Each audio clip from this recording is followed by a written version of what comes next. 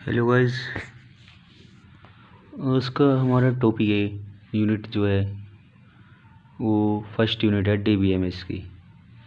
तो गाइस आज हम कुछ इम्पोर्टेंट क्वेश्चन आपको बताएंगे, जो मोस्ट इम्पोर्टेंट क्वेश्चन है, जो कि आपके यूनिवर्सिटी और कॉलेज की POT में पूछे जा सकते हैं और ये 100% आने के चांसेस हैं इनके। तो स्टार्ट करते हैं, लेट्स बिगिन। तो सबसे पहले हमारा इम्पोर्टेंट क्वेश्चन है, what is data abstraction, explain different levels of abstraction. तो data abstraction is the process of finding irrelevant details from user. यानी डाटा एब्स्ट्रैक्शन एक प्रोसेस है, यानी एक तरह का एक प्रोसेस है जो फाइंड करता है irrelevant details from user, that is hiding. यानी ये डिटेल्स को फाइंड करता है जो यूज़र हाइड कर देता है, background details. Hiding the background details मतलब जो बैकग्राउंड डिटेल्स को हाइड कर देता है फ्रॉम द यूज़र्स, ये उसको पता करता है। जो बैकग्राउंड डिटेल्स को हाइड कर देता है उसे ही पता करता है, उस प्रोसेस को ही हम डाटा एब्स्ट्रैक्शन कहते हैं। जो ये हमें पता करता है, एक तरह का एक प्रोसेस है जो पता करता है जो यूज़र हाइड कर देता है डिटेल्स बैकग्राउंड की, ये उसको पता करता है। इसका मतलब ये है, आप समझ गए होंगे। तो different levels of data abstractions, तो इसके 3 टाइप्स होते हैं, view level, logical level and physical level. जैसा कि दिख रहा है आपको गाइस। तो हम डिस्कशन करते हैं व्यू लेवल। सबसे पहले view level, V1, V2, V3। View level कितने व्यूज हो सकते हैं, व्यू एन तक। तो सबसे पहले हमारा सेकंड है लॉजिकल लेवल, थर्ड है फिजिकल लेवल। ये आपको जैसे फिगर में दिख रहे हैं, the 3 level of data abstractions. तो अब हम आते हैं फिजिकल लेवल पर। Physical level is the lowest level of abstractions and describe how to the data are actually stored. इसका मतलब है फिजिकल लेवल सबसे नीचे का लोएस्ट लेवल ऑफ एब्स्ट्रैक्शन होता है, यानी सबसे लोएस्ट लेवल जो होता है वो फिजिकल लेवल होता है। And describe how the data are actually stored, यानी और ये बताता है डाटा किस तरीके से एक्चुअली स्टोर्ड होता है, यानी किस तरीके से डाटा स्टोर होता है। इसका मतलब यह है। और second, the physical level describe the complex low level, यानी फिजिकल लेवल डिस्क्राइब करता है, कॉम्प्लेक्स करता है, लो लेवल की उसको भी डिस्क्राइब करता है। And data store in details, यानी लो लेवल को डाटा स्टोर इन डिटेल्स उसकी भी डिस्क्राइब करता है। तो अब इसी तरीके से हमारा सेकंड है logical level. Logical level is the next higher level of abstraction, यानी लॉजिकल लेवल जो होता है हमारा फिजिकल लेवल से ऊपर के लेवल को हम लॉजिकल लेवल कहते हैं, जो हायर होता है फिजिकल लेवल से। And it describe what data are stored in the database and what relationship exist among those data. इसका मतलब यह है data, it describe data what data are stored in the database, और ये describe करता है what data are stored database and what relationship exist among these those data. और ये उसको शो करता है क्या डाटा रिलेशनशिप को भी शो कर बताता है, डिस्क्राइब करता है वाई अमंग दोज डाटा। और इसका और काम है logical level thus describe the entire database in terms in a small number of relatively simple structures। तो गाइस ये लॉजिकल लेवल डिस्क्राइब करता है entire database in terms of A small number of relatively simple structure. ये describe करता है entire database in terms, यानी छोटे छोटे स्मॉल नंबर में जो आपस में रिलेट करते हैं सिंपली स्ट्रक्चर्स में के, उसमें उसको भी ये लॉजिकल लेवल ही डिस्क्राइब करता है। तो गाइस अब हमारा थर्ड है व्यू लेवल। ये बहुत ही नोट्स हैं हैंड रिटेन जो मैंने खुद अपने हाथ से बनाए हैं और बहुत ही अच्छे उसमें। तो आप इसको अगर वीडियो पसंद आए तो लाइक एंड सब्सक्राइबर और नेक्स्ट यूनिट के लिए बताएं, कमेंट करें कब डालूं। View level is the highest level of abstraction, यानी व्यू लेवल एक हाईएस्ट लेवल होता है अब्स्ट्रैक्शन का। सबसे ऊपर के लेवल को ही हम व्यू लेवल बोलते हैं। किसी भी चीज़ का व्यू लेवल है जो हम सबसे पहले सबसे ऊपर का देखते हैं एक नज़ारे में, जो हमें दिखता है उसे ही हम व्यू लेवल बोलते हैं सबसे ऊपर का। और ये डिस्क्राइब करता है only part of the entire database. ये पूरे फुल का ऊपर का जो व्यू होता है उसको डिस्क्राइब करता है। The view level of abstraction exist to simplify their interaction with the system. The view level ये simplify their interaction with the system, यानी सिर्फ ये ऊपर का ही एग्जिट करता है सिंपल तरीके से। जो ऊपर का व्यू होता है उसको ही हम व्यू लेवल कहते हैं। द सिस्टम में provide many views from the same database. और कोई सिस्टम है वो मैनी व्यूज़ प्रोवाइड कर सकता है।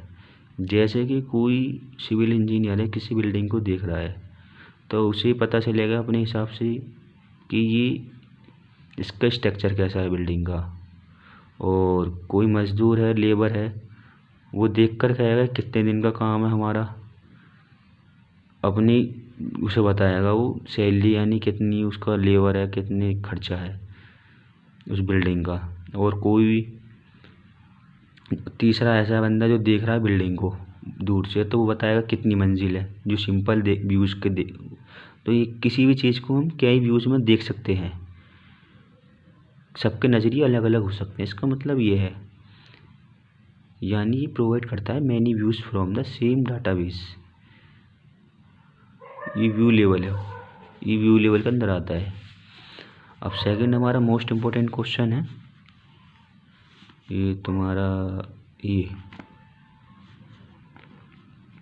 Most important, explain the difference between database management system and file management system.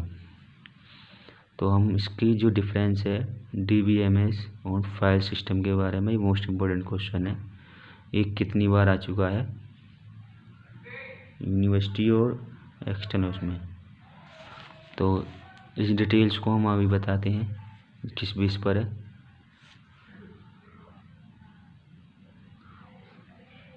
सबसे पहला है हमारा मीनिंग के ऊपर, इसका बेसिस मीनिंग। तो जो DBMS होता है users not required to write the procedure, यानी DBS के अंदर किसी भी लिखने की राइट करने की ज़रूरत नहीं होती प्रोसीजर को। फाइल सिस्टम में क्या होता है, in the system the user has to write the procedure for managing the database, यानी इसमें इसको प्रोसीजर को लिखने की ज़रूरत होती है फाइल सिस्टम में। एक तो ये हो गया तुम्हारे डिफरेंस, बहुत मोस्ट इम्पोर्टेंट इसकी मीनिंग के ऊपर। और दूसरा शेयरिंग ऑफ डाटा, तुम्हारे DBMS में due to centralised approach data sharing is easy, यानी इसमें शेयरिंग करना डाटा बहुत आसानी से हो जाता है शेयर। ये भी याद करना बहुत अच्छा है। और इसमें जो डिस्ट्रीब्यूटेड होता है data many files and it may be different format so it is not easy to save data, यानी इसमें जो डाटा होता है डिस्ट्रीब्यूटेड होता है, डिस्ट्रीब्यूटेड फॉर्म में मैनी फाइल्स में और बहुत फाइलों में होता है। एंड इट मे बी और डिफरेंट फॉर्मेट्स, और बाकी जो फाइलें होती हैं सब डिफरेंट फॉर्मेट की होती हैं। तो इन्हें शेयर करने में दिक्कत आती है, आसानी नहीं होती। तो सेकंड टाइप ये है तुम्हारा शेयरिंग ऑफ डाटा, इसका इजी होता है, इसका डिफ़िकल्ट है शेयरिंग डाटा, ये याद कर लेना आसानी से। इसी प्रकार सेकंड अब हम आते हैं थर्ड डिफरेंस पे, data अब्स्ट्रैक्शंस। DBMS gives an abstract view of data that hides the details. DBMS क्या करता है? Abstract view of data that hides the details. DBMS देता है abstract view of data, यानी जो हमारा हाइड कर लेता है यूज़र, उसको ही देता है DBMS. और file system provide the details of data representation and storage of data. ये रिप्रेजेंट करता है, provides the details of the data, represent and storage of data, और ये दे देता है व्यू, ये व्यू नहीं देता है. अब आते हैं सिक्योरिटी एंड प्रोटेक्शन. तो DBMS provides a good protection mechanism. जो DBMS होता है ये अच्छे से हमारे डाटा के लिए प्रोटेक्शन प्रोवाइड करता है. और ये तुम्हारे जो फाइल होता है is not easy to protect a file under the file system. और तुम्हारे जो फाइल सिस्टम होता है ये नॉट प्रोटेक्ट इतनी मैकेनिज्म नहीं देता है हमारे डाटा के लिए. File system is very bad for protection, ऐसे याद कर लेना. अब आते हैं कॉस्ट में. Database system is expensive to design, यानी इसका मतलब ये है जो हमारा डाटाबेस सिस्टम है ये एक्सपेंसिव होता है डिज़ाइन करने के लिए. और आपकी जो हमारा फाइल सिस्टम है approach in cheaper to design, इसका बस एक फ़ायदा है, ये चीपर होता है डिज़ाइन में करने के लिए. अब हम आते हैं नेक्स्ट क्वेश्चन पर. बहुत मोस्ट इम्पोर्टेंट क्वेश्चन है ये सारे ही मोस्ट इम्पोर्टेंट क्वेश्चन है.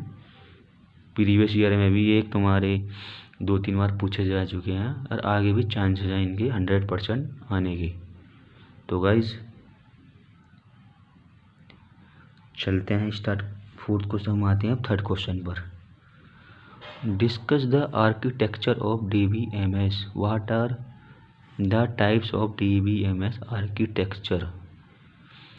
यानी हमें इसका बताना है आर्किटेक्चर कैसे होता है DBMS का और इसके टाइप्स ऑफ आर्किटेक्चर DBMS के. अब सबसे पहले हम देखते हैं इसका आर्किटेक्चर ऑफ DBMS.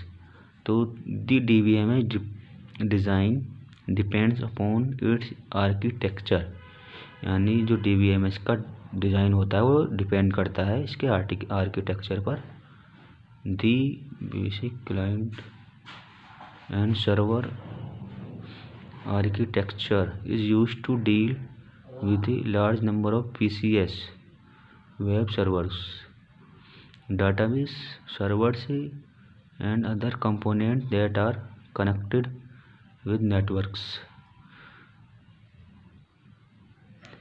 तो the basic client और server architecture is used to deal, यानी ये बेसिक क्लाइंट इसका सर्वर जो आर्किटेक्चर होता है यूज करते हैं इसे deal with a large numbers of PCS, यानी डील करता है large number of PCS, web servers, database servers and other component that are connected with networks. यानी ये डील भी करता है आपके large numbers of PCS with server, database and other component that are connected with networks. इसी प्रकार DBMS architecture depends upon how users are connected, यानी DBMS architecture is depend upon how user connected to database to get their request done.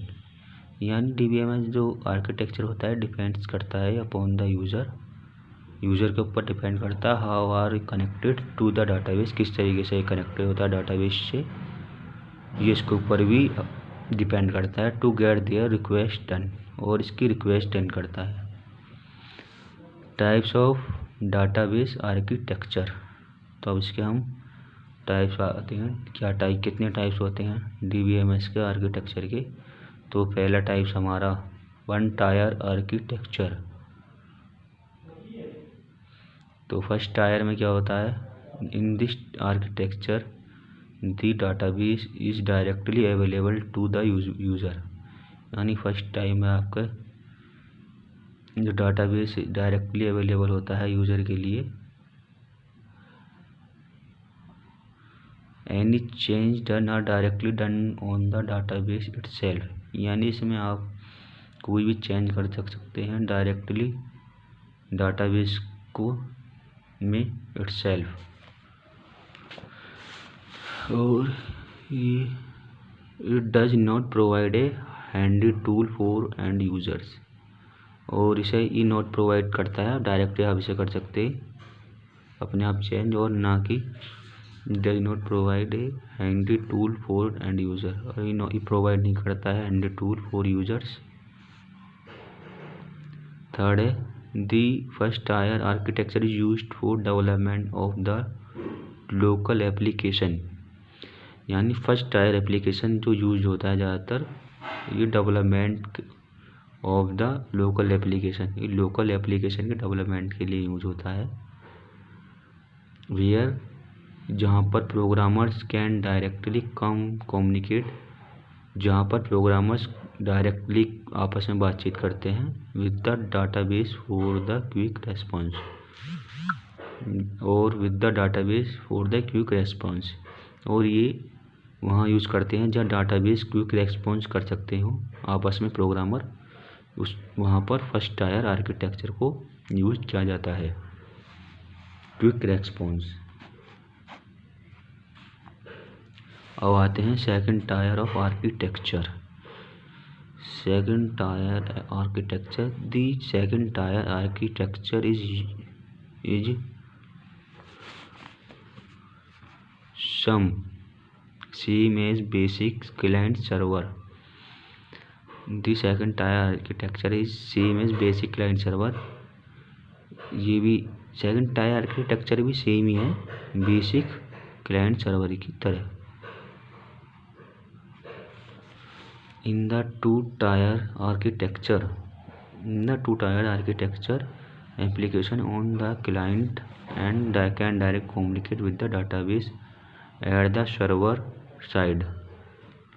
For this interaction, APIs such as ODBC and JDBC are used.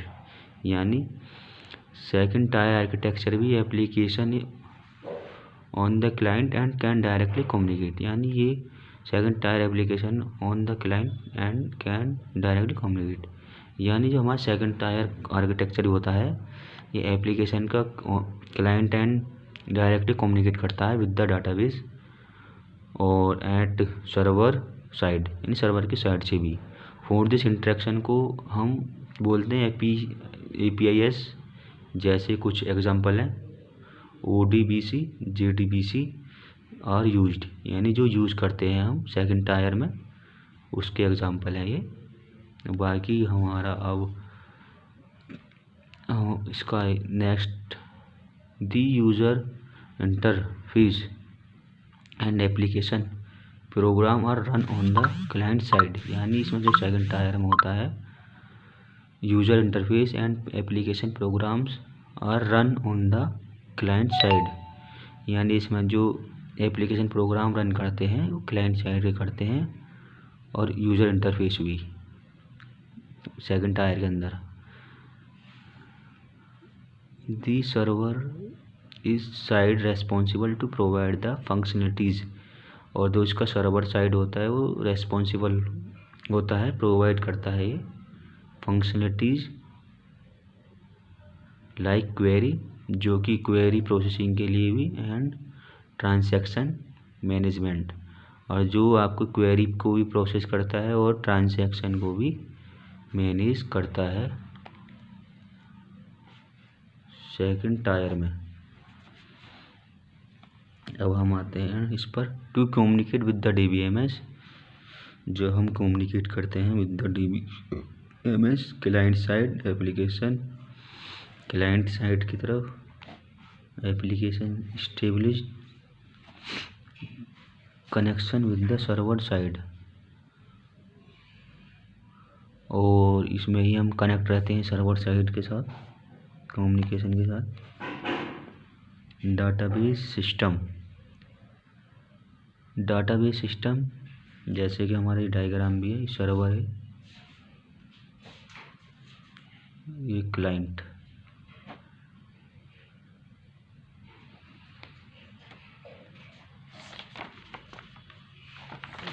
करते हैं next.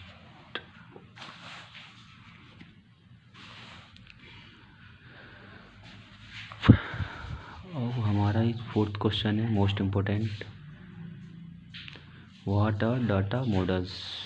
Briefly explain different types of data models. तो हमें बताना है, इस question में पूछा गया है डाटा मॉडल्स क्या हैं और इसके different types of data models.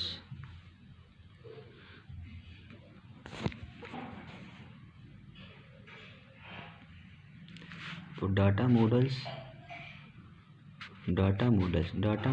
Defines how the logical structure of the database is मॉड्यूल्ड।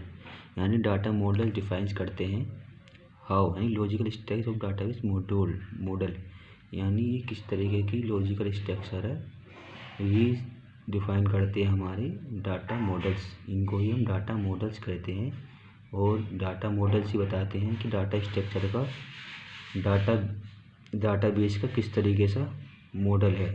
ये सब कुछ हमारे डाटा मॉडल से बताते हैं इसमें। अब data models are collection of conceptual tools. Data models हमारे कलेक्शन है कंसेप्चुअल टूल्स के फॉर डिस्क्राइब डाटा, जो डिस्क्राइब डाटा करते हैं, डाटा को एक्सप्लेन करते हैं। डाटा रिलेशनशिप, जो डाटा का रिलेशनशिप भी, डाटा सेगमेंटिक्स यानी डाटा रिलेशनशिप बताते हैं, और सेगमेंटिक्स एंड कंसिस्टेंसी कंसंट्रेट्स, जो कि हमारी कंसिस्टेंसी को कंसंट्रेट करते हैं, किस तरीके से कंटिन्यू डाटा हो रहा है, इस तरीके की सभी जानकारी हमारे डाटा मॉडल्स ही देते हैं जो डिस्क्राइब करते हैं। इसी प्रकार data models define how the data is connected, और डाटा मॉडल्स ही हमारे डिफाइन करते हैं कैसे डाटा कनेक्टेड है आपस में टू ईच अदर यानी आपस में, एंड हाउ यही डाटा मॉडल्स ही हमें how they are processed and stored inside the system, और डाटा मॉडल्स ही बताते हैं किस तरीके से हमारा डाटा आपस में किस तरीके प्रकार स्टोर्ड है अंदर की साइड इन सिस्टम के अंदर। इसी साइड हम आते हैं टाइप्स ऑफ डाटा मॉडल्स, यानी कितने टाइप्स के हमारे डाटा मॉडल्स होते हैं। तो सबसे पहले entity relationship model.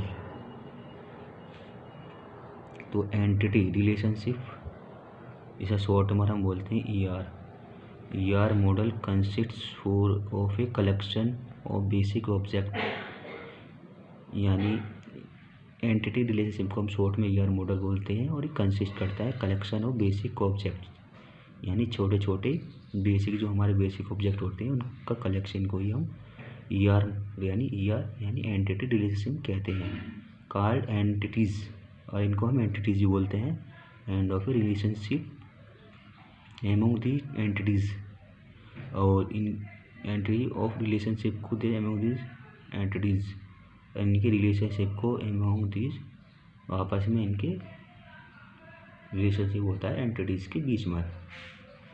Entities are represented by means of their properties called attributes, यानी जो एंटिटीज़ रिप्रेजेंटेड होती हैं by means of their properties called attributes, इनके रिप्रेजेंटेशन को ही हम प्रॉपर्टीज़ जो होती हैं एंटिटीज़ की उनको ही हम एट्रीब्यूट्स बोलते हैं। एट्रीब्यूट्स जैसे एंटिटी ये है, इसकी एक प्रॉपर्टी हो गई ये तो इसी चीज़ को हम एट्रीब्यूट्स बोलते हैं। और ये रिलेशनशिप है इनके बीच में दो एंटिटी के शो कर रहा है, और एट्रीब्यूट्स एक ये हमारे फिगर में शो हो रहा है। और हमारा क्वेश्चन 5 ये मोस्ट इम्पोर्टेंट क्वेश्चन है। Describe the classification of database language, which type of language in SQL, और सेकंड और टाइप में ऐसे ही आ सकता है, ये यूनिवर्सिटी में आने के चांसेस हैं बहुत, इसके भी मोस्ट इम्पोर्टेंट है ये भी क्वेश्चन। आप इन्हीं क्वेश्चन को पढ़ के जाए आप 100% पास हो जाओगे और अच्छे नंबर लाओगे, और किसी की ज़रूरत नहीं। Discuss the following terms DDL command and DML command. अब आते हैं क्लासिफिकेशन ऑफ डाटाबेस लैंग्वेजेस। यानी डाटा डेफिनेशन लैंग्वेज, यानी इसको शॉर्ट में हम DDL बोलते हैं। ये हमारे दो टाइप्स के होते हैं डाटाबेस लैंग्वेज, DDL और एक DML। सबसे पहले DDL is a set of SQL commands. DDL एक सेट है SQL कमांड का, इसको हम यूज करते हैं create a modify and delete database. इसके हम मॉडिफाई के और डाटा को डिलीट करने में यूज करते हैं database structure but not data. लेकिन डाटाबेस स्ट्रक्चर होती है वो बट नॉट डाटा स्टोर नहीं रखती। इसका मतलब ये DDL एक सेट है SQL कमांड का, जिसको हम यूज़ करते हैं मॉडिफाई क्रिएट एंड बनाने के लिए और मॉडिफाई और डिलीट करने के लिए डाटाबेस स्ट्रक्चर में, बट ये नॉट डाटा, मगर इसे हम डाटा में यूज नहीं करते। They are used by the DBA to a limited extent database designer और एप्लीकेशन डेवलपर। इसे हम यूज करते हैं used by DBA to a limited extent database, limit में करते हैं, इतना एक्सटेंड कर सके डाटाबेस को, और डिज़ाइनर करने के लिए और एप्लीकेशन डेवलपर के लिए हम DDL को यूज़ करते हैं। आज मॉडर्न टाइम में भी इसका यूज़ बहुत हो रहा है। Create, drop, alter, truncate are commonly used DDL command, यानी क्रिएट, ड्रॉप, अल्टर ये सब यूज़ होते हैं DDL कमांड के अंदर। अब हम आते हैं DML। इसकी फुल नेम है डाटा मैनिपुलेशन लैंग्वेज। ये DML is a language. DML एक लैंग्वेज है दैट इनेबल्स, जो सक्षम इनेबल्स होती है यूज़र टू एक्सेस, यानी यूज़र को एक्सेस करने में, और मैनिपुलेट्स डाटा, और ये डाटा को मैनिपुलेट करती है ऐसे organise by the appropriate data model, और ये ऑर्गेनाइज भी करती है डाटा को एप्रोप्रिएट डाटा मॉडल्स के लिए। ये दो टाइप्स की होती है DML, फर्स्ट प्रोसीजर DMLs और सेकंड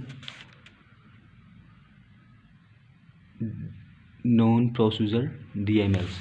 तो गाइस सबसे पहले हम देखते हैं प्रोसीजर DMLs।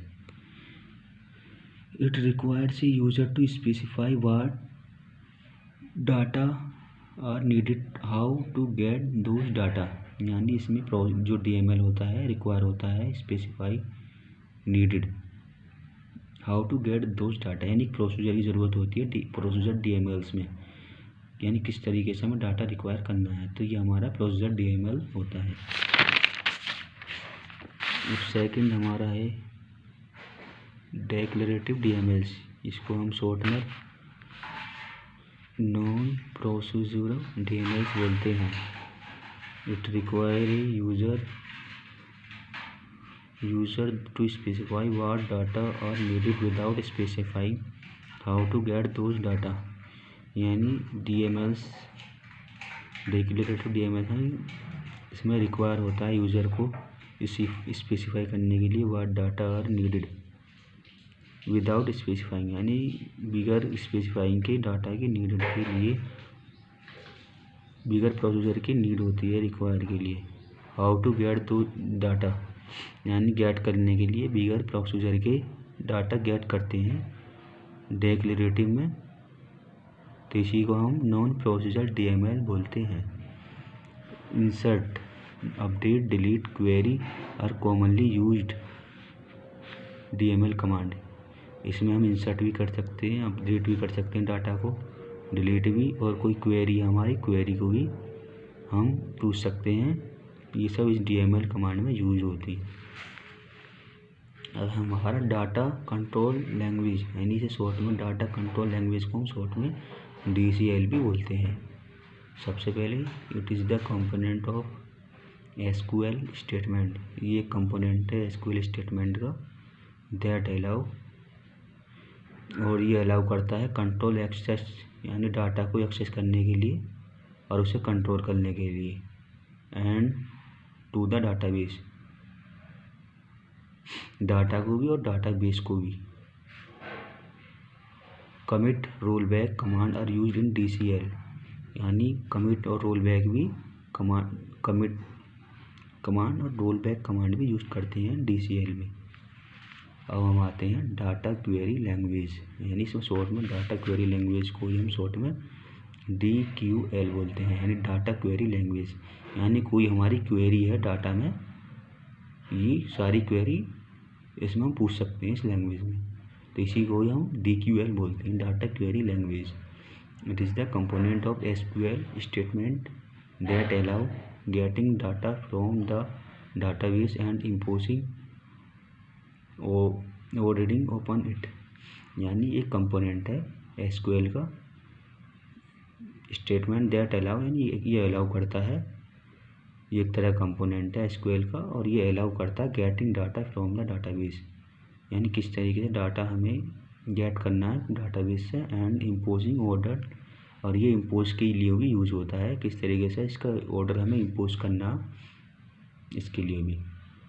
और ये इंक्लूड सेलेक्ट स्टेटमेंट, और ये सेलेक्ट स्टेटमेंट को भी अपने अंदर रखता है, इंक्लूड करता है। अब हम आते हैं व्यू डेफिनेशन लैंग्वेज। इसका मतलब है व्यू, यानी किस तरीके से हम डिफाइन करेंगे उस लैंग्वेज को, तो उसे हम शॉर्ट में बोलते हैं VDL। VDL is use to specify, इसको हम VDL को यूज करते हैं स्पेसिफाई यूज़र के व्यू के लिए एंड मैपिंग के लिए, और कॉन्सेप्चुअल स्कीमा, जिस तरीके से हम कोई मैप देखते हैं तो उसी में भी ये यूज होता है VDL। इसका एग्जांपल है जैसे कि मैप का ऐप होता है मोबाइलों में, किसी भी चीज़ को हम देखते हैं मैप के द्वारा, तो जो हमारा व्यू होता है वो VDL होता है, उसी का एग्जांपल है VDL लैंग्वेज का। तो it define the subset of records available to classes of users, और ये डिफाइन करता है subset of records available to classes the user, यानी इसका मतलब ये है इसका, it define the subset of records, ये डिफाइन करता है सबसेट ऑफ रिकॉर्ड का भी सबसेट को डिफाइन करता है, available to classes of user, यानी जो क्लासेस हमारी यूजर के पास अवेलेबल हैं उसी को भी ये डिफाइन कर देता है। इसी को ही व्यू को हम यही VDL का काम होता है। इसकी फुल फॉर्म है व्यू डेफिनेशन लैंग्वेज, इसकी फुल फॉर्म भी आ सकती है, याद करके जाना। तो हम आते हैं it creates a virtual table, और ये क्रिएट करता है वर्चुअल टेबल को भी, and views appear to user like conceptual level, और ये व्यू अपीयर्स को भी लाइक कंसेप्चुअल लेवल में भी यूज होता है। इट स्पेसिफाइज यूज़र इंटरफेस, और ये स्पेसिफाइज भी करता है user interface. SQL is a DML language, SQL क्या है हमारी एक DML लैंग्वेज है, जैसा कि हम देख चुके हैं। अब हमारा नेक्स्ट क्वेश्चन है briefly describe the overall structure of DBMS, और कर ऐसे क्या लगता है, draw the overall structure of DBMS and explain its various components, यानी हमें एक ओवरऑल स्ट्रक्चर डिफाइन करनी है, ड्रॉ करनी है DBMS की, और एक्सप्लेन करने हैं उसके वेरियस कंपोनेंट्स।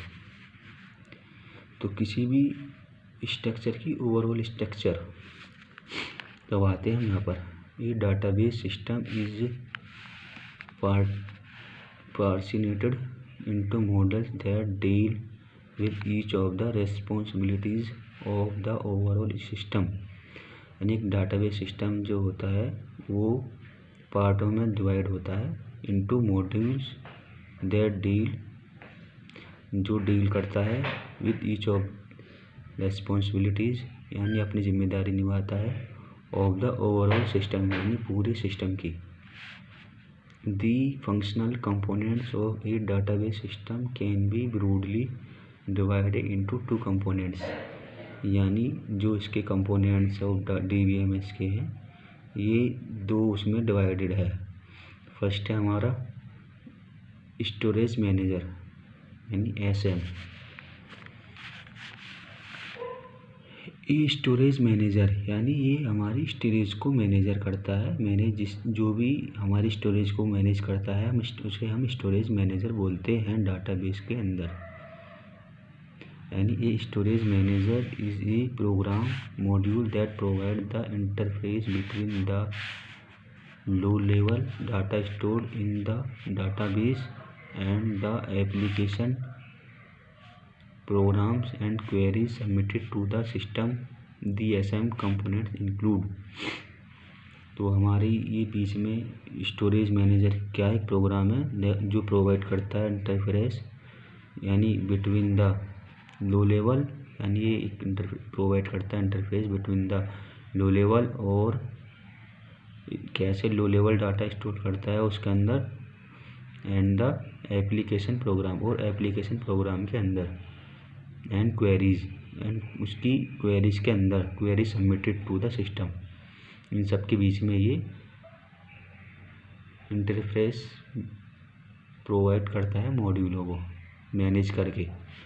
दी एसएम कंपोनेंट इंक्लूड, हमारा जो एसएम कंपोनेंट इंक्लूड होता है, फर्स्ट है ऑथोराइजेशन एंड इंटीग्रिटी मैनेजर, यानी it taste for the satisfaction of integrity.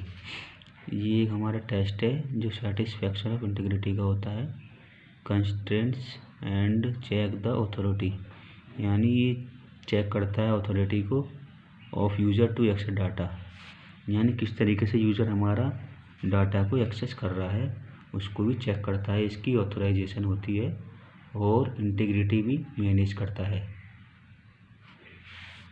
Transaction manager, it ensure, ये इंश्योर करता है हमारा transaction manager that database remains in A consistent, यानी इसको भी इंश्योर करता है हमारा डाटाबेस रिमेन्स कंसिस्टेंट, कंटिन्यू होना चाहिए।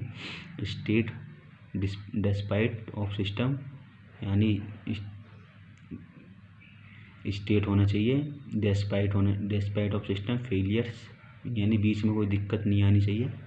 And that concurrent transaction execution proceed without, यानी और हमारा जो ट्रांजैक्शन होना है वो उसमें कोई दिक्कत नहीं आनी चाहिए। विदाउट कॉन्फ्लिक्टिंग, यानी कोई भी कॉन्फ्लिक्टिंग के भी द्वारा, कॉन्फ्लिक्ट मतलब लड़ाई झगड़े के बगैर हमारा ट्रांजैक्शन होना चाहिए। यही हमारे ट्रांजैक्शन मैनेजर का मतलब है जो मैनेज करता है। अब हमारा अगला क्वेश्चन है फाइल मैनेजर। फाइल मैनेजर हमारा होता है, ये मैनेज करता है एलोकेट करता है space, disk storage, data structure are use to represent information stored on disk, यानी ये हमारा स्पेस को एलोकेट करता है डिस्क के स्टोरेज में, और डाटा स्ट्रक्चर को किस तरीके रिप्रेजेंट करते हैं इंफॉर्मेशन, यानी डाटा स्ट्रक्चर की इंफॉर्मेशन किस तरीके से रिप्रेजेंट करते हैं डिस्क के अंदर। ये सब हमारे फाइल मैनेजर का काम होता है। अगले है हमारा बफर मैनेजर।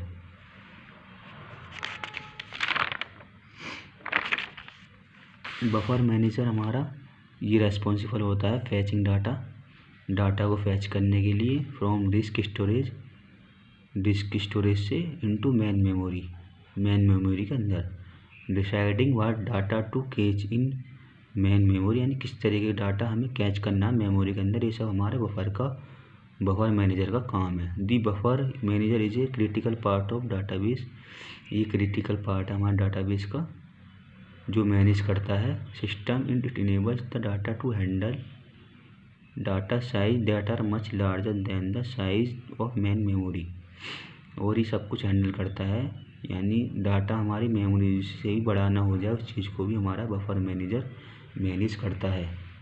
इस तरीके से अब हम आते हैं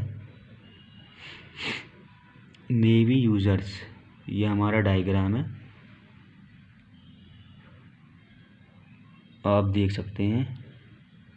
नेवी यूज़र्स, ये application interface, application programs, query tools, administration tool, और ये स्किप कर दो आप कोई दिक्कत नहीं है, आप थ्योरी का कॉन्सेप्ट करें। क्वेरी प्रोसीजर, इसे हम जो भी इसके अंदर है वो हम यहाँ समझाएंगे, बाकी क्या चीज़ है जो डायग्राम के अंदर दी हुई है।